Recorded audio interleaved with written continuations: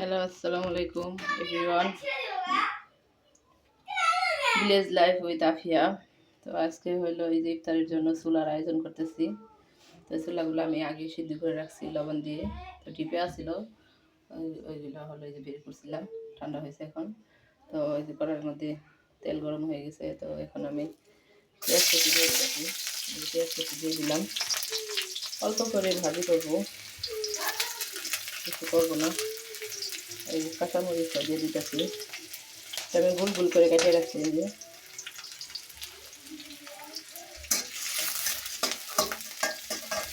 তো এটা এই যে ভাজা ভাজা হয়ে গেছে। চুলা হলো অল্প, কারণ আমরা মানুষ কম।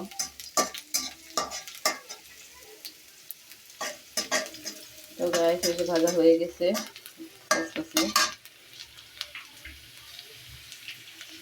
তো এখানে আমি হইলো হলুদের ফাঁকি দিব, আর হইলো আদা রসুন বাটা দিব।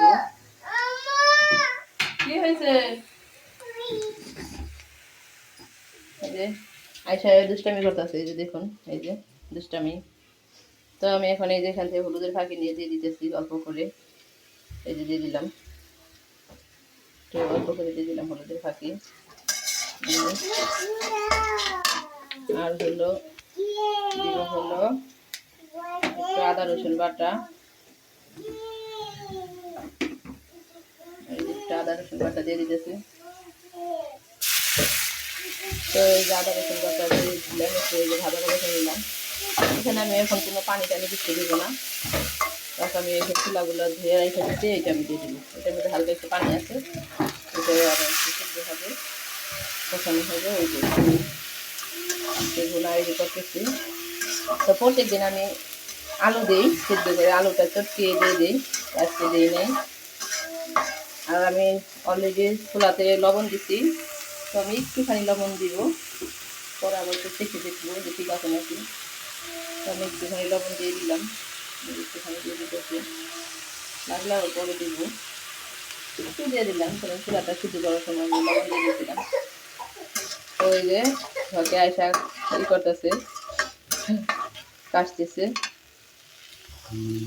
রান্নাটা করে দিই।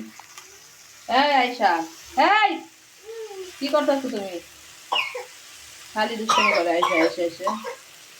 এই যে কাজটা আছে এখানে দাঁড়ায় দাঁড়ায়। যাও এখান থেকে, যাও পার কাছে যাও।